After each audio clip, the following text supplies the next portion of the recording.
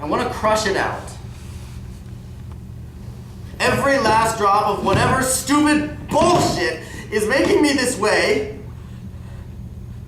I want it out. Whatever disgusting, disturbing shit is in me that's making me like this.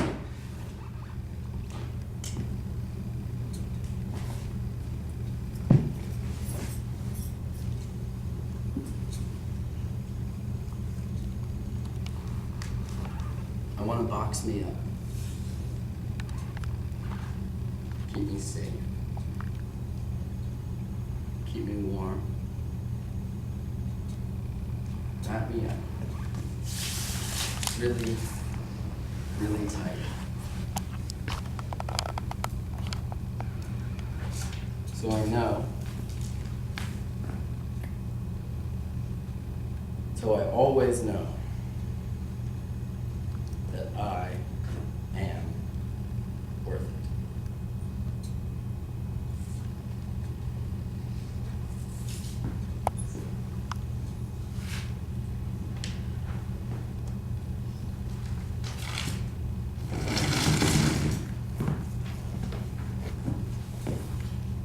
You promise you won't be mad? Whatever. I like guys.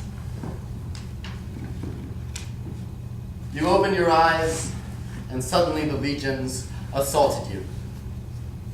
Your mother and father, grandmother, grandfather, and assorted extended families.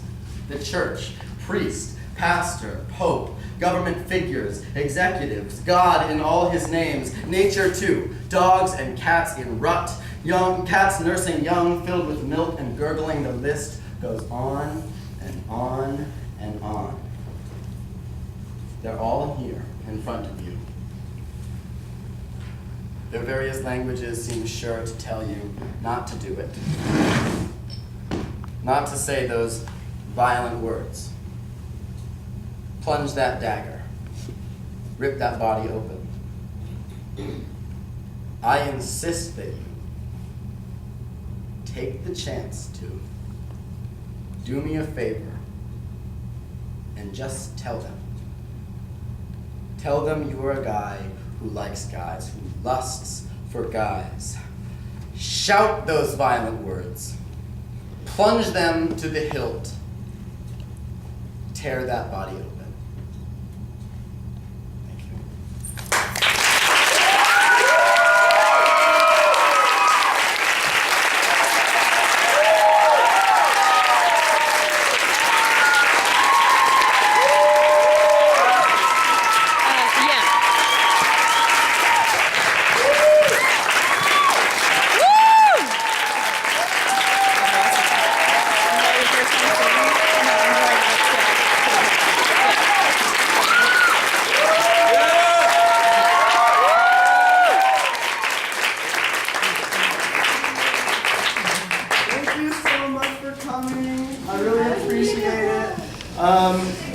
Yeah, stick around for the talk back. Leaving is optional, of course, but stick around. Yeah, and I also want to give a special thanks to Sarah Caitlin Jackson and Tina Oza.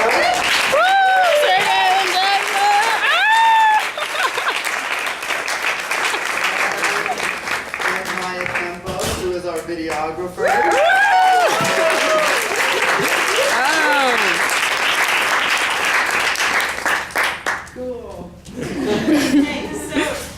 Thank you all for coming tonight, and can we give Sam another round of applause?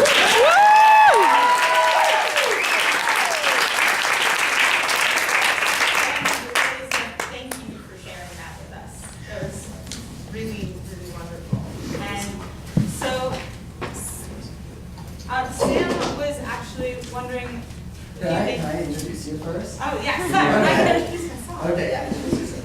Hi, I am Stacey Axelrod. I am Div 2 studying theater, specifically dramaturgy, and a part of that is giving talkbacks. So Sam and I talked about me leading a talkback today, and he was.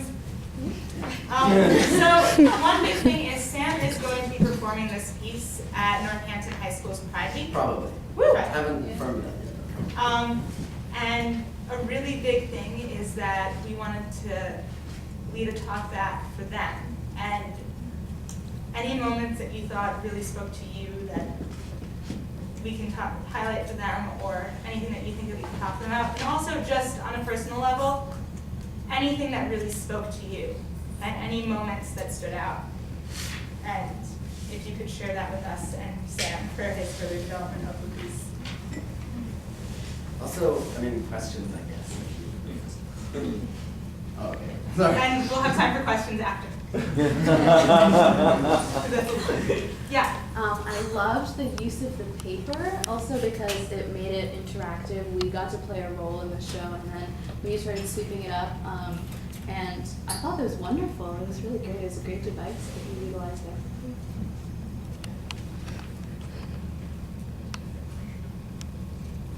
I love how funny it is at times, and how you easily bleed in between being very serious and very funny. And I think that's really going to help you engage the kids. So, right on. Yeah, going kind of off that, I really liked, you didn't need to introduce what character you were playing. It was just, you really encompassed who you were going to like act out at that moment in the story. Yeah, but the part about boss battles and stuff, I don't know anything about the video game, but I think that's a really great way to connect with them and really have them love your character and really be involved and like want to be your friend and then go through that journey with you. I really liked the way it was organized in a non-linear fashion. It kind of reminded me of just thoughts in general, and I really related to that. And questions later. Yeah. I think the section where you were in the lunchroom and you were talking about the most popular guy in high school and how you thought his legs were sexy, I think that right there is probably a pretty solid connecting point, just because we've all been in high school and we've been like awkward and we've always eyed the cool kids and we're like, oh, they're so cool, and we feel like, man, I'm such an outcast. Mm-hmm. So I think that's a very good point that I think you'll connect with the high school kids. I thought one of the most powerful moments for me was when you were sort of on the bed banging and then like how you wanted to crush it out. I thought that was a really it was a really inspiring moment. I really appreciated it, and I like that it wasn't horribly huge. It felt very honest. Yes. I really love the way, I love all of it. It was so good, but I love the way that you ended it. The piece that you read, that kind of last line about tearing open the body was just like a beautiful way of like wrapping it all together. And just, yeah, I really love that ending. Yeah. I just thought that it presents a message at the end very directly, and I was really impressed on how well that worked, because I think that's a really hard thing to do, and I thought it was super powerful and totally worked.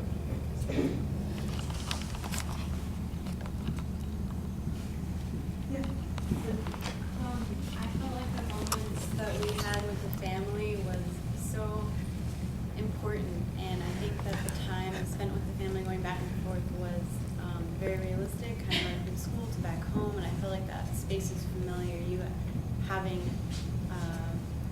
like each family member's spot and enacting them, especially when the mom was crying, and you could so easily switch between her crying and then pointing out that you know exactly what she's doing, and that was very powerful.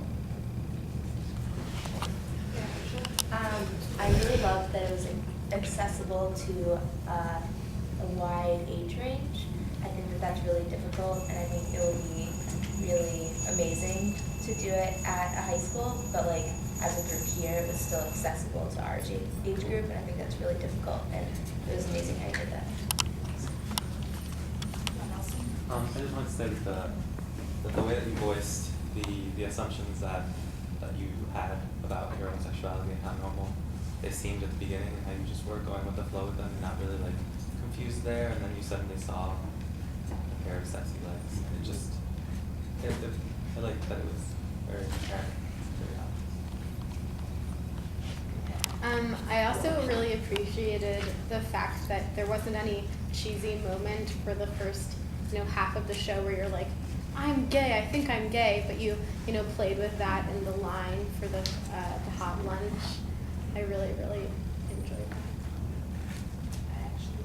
The line at where you say, May's boobs will always be there, but I'm really Sorry, May is my sister.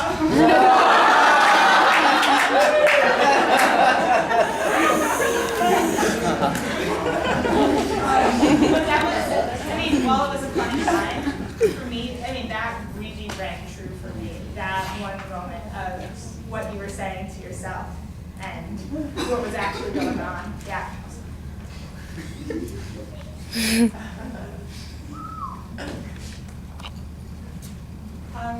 Well, if we are ready to move on to questions for Sam, I actually have one. I was wondering if you could speak to any performers or writers that really inspired you and informed this work. That's a really good question. This came out of a independent study I did with Talia Kingston, who's just amazing. She helped me so much. And I was like, okay, so I've got this big curriculum, like half of it is I'm going to be creating this piece and half of it I'm going to be looking at other performers and blah, blah, blah. And she was like, no, don't look at any other performers because they're just going to color what you're going to do your own self.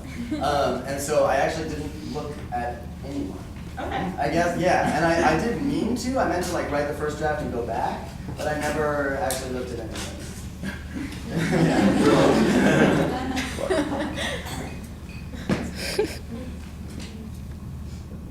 Yeah. I wanted to ask how much of the body language performance was structured before you came on stage. Oh, interesting. You mean how much of the actual blocking and what's going on? Yeah. It was loosely blocked. Me and Tina and Sarah had 3 rehearsals this week. But it was mostly, I felt that it was mostly about hitting points, do this, and do this, and whatever way I needed to do it was the way that I did it. I'm wondering where in the process of writing and creating the piece you came up with the idea for the slips of paper. It was actually the first thing I did. Great. I like it.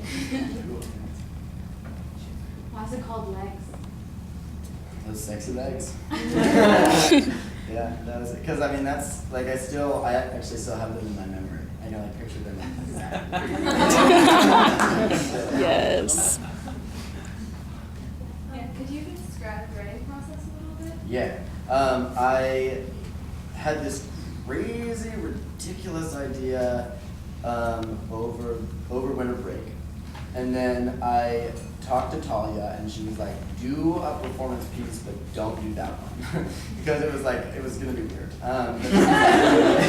She was like, just perform the story the way it feels natural to. So I spent a lot of time, I spent 4-hour sessions, 2-3-hour sessions in empty rooms, just remembering it and acting out what happened, and then I would sometimes record bits of it and then to transcribe it, or just do a scene, and then go and write it.